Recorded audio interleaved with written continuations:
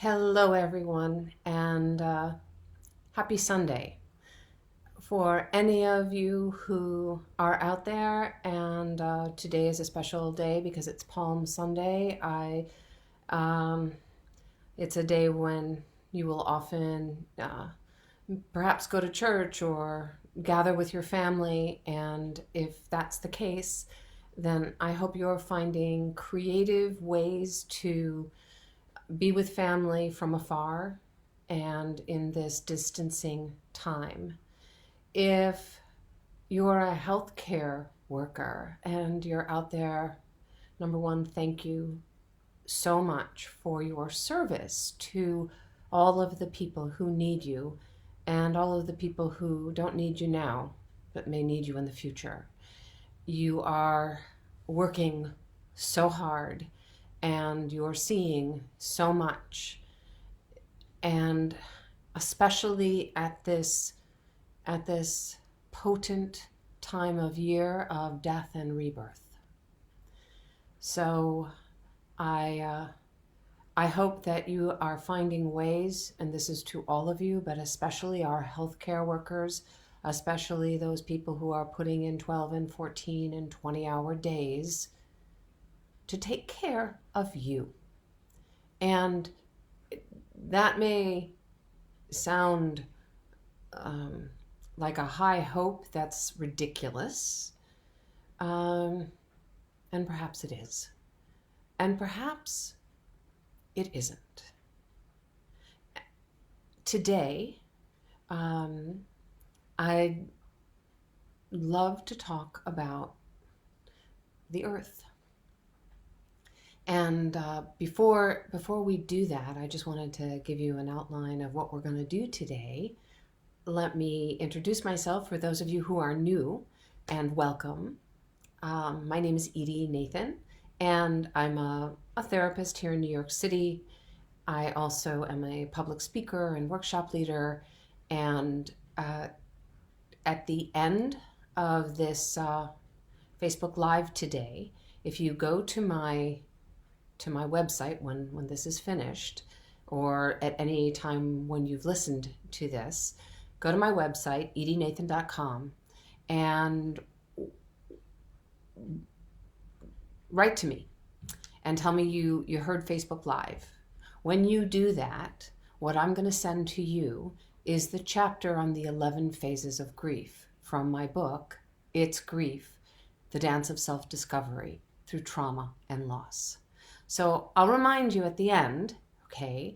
But all you need to do is go onto my website and sign up for the newsletter. And when you sign up, I will send you a free chapter on the 11 phases of grief, because I think we need to try to understand the complexity of the grief response we're all having.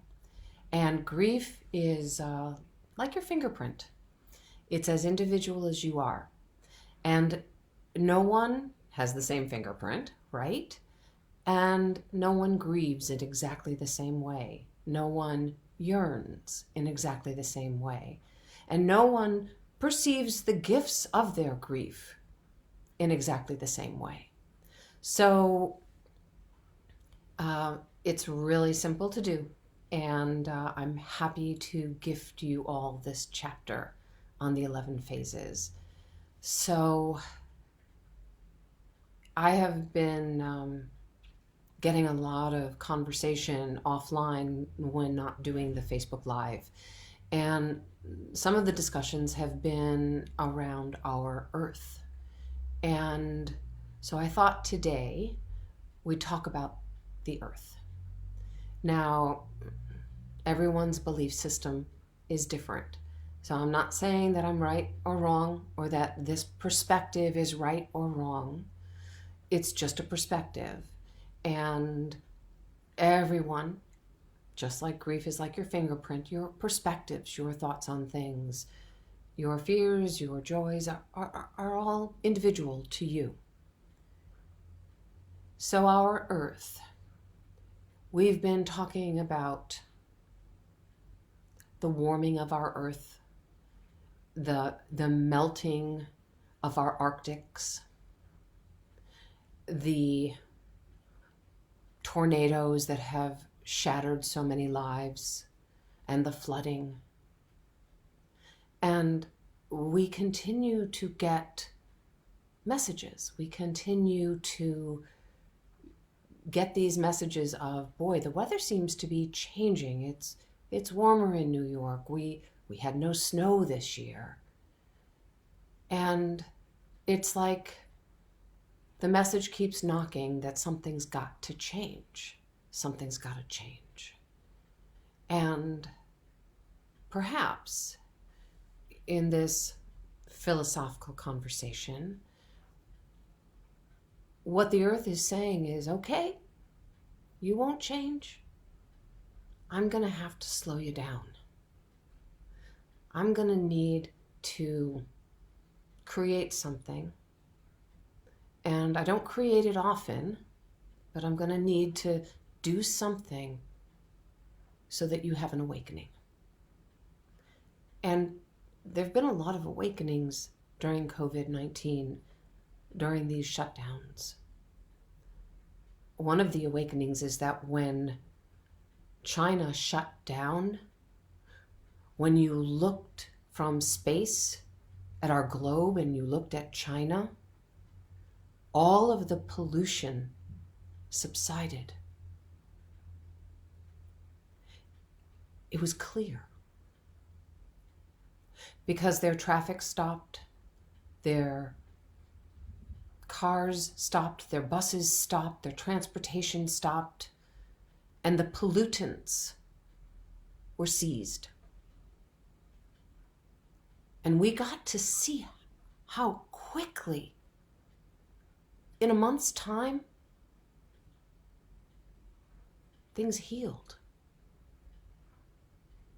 It makes me think of our lungs, that when we take in 3 really good deep breaths, we're actually really oxygenating our lungs and we're healing our lungs. And what we know is that when people smoke and they quit smoking, the longer they haven't smoked, the longer that their lungs have a chance to heal.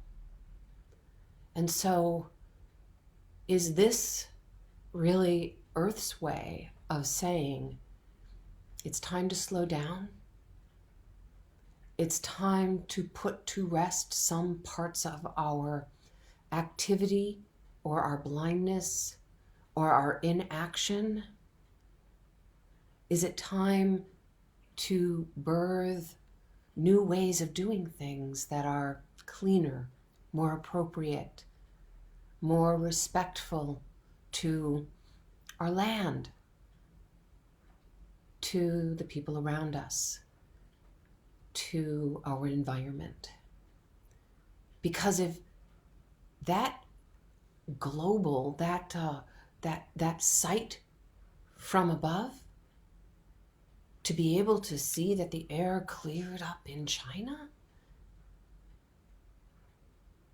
there's information there. And maybe it's not about going back to the way things were, but saying, wow, we might be able to save our planet. We might be able to do something really different, really huge, by saying, you know what? I'm not going to drive my car today. I'm going to work at home. I'm going to stay at home with the kids. I'm going to maybe have one day where I teach the kids at home, and maybe the way we school our children, and maybe the way we school ourselves, and maybe the way we work, all of this has a chance to be different. Yes, the byproduct is that maybe we have richer lives. Maybe we have a rebirth.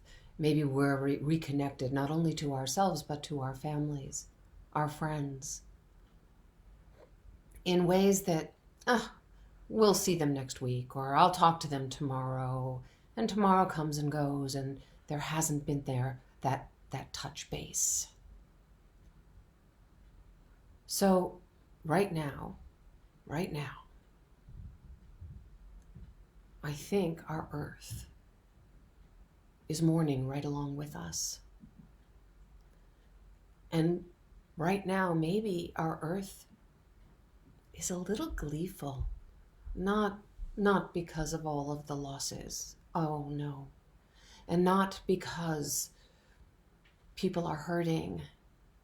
No. But because something had to change. And I'm not exactly sure what has needed to change in your life personally.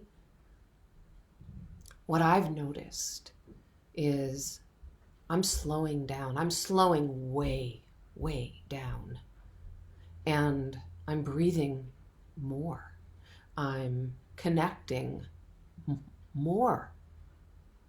I'm more present to the aromas in the air, to the taste of my food, to my body and how my body is crying or laughing or feeling joy or feeling scared or feeling love, and how much my love, as one of my new friends has discussed, Monica Dubé. It's a shout out about fear and love. And when you really have love or feel love, it dissipates the fear. And when you're in that fear reaction, it dissipates the love. And to add to that, you do need a little bit of both to know them. Not to run from them, but to know them and to go deep into them. And if our earth had feelings, I think it would be weeping. I think it would be crying because it doesn't want to die. It wants to thrive. It wants to show its greenery and show its lushness and show its differences and show its cultures and show its waterways and oceans and rivers. And it wants you to revel and enjoy and breathe it in. And it's truly our great mother, this earth. It is that mothership, if you will. And we need to take care of it. Just like we need to take care of ourselves. In fear, in love, in joy, in partnerships, in being. So in this time of death and rebirth, I hope in this rebirthing time,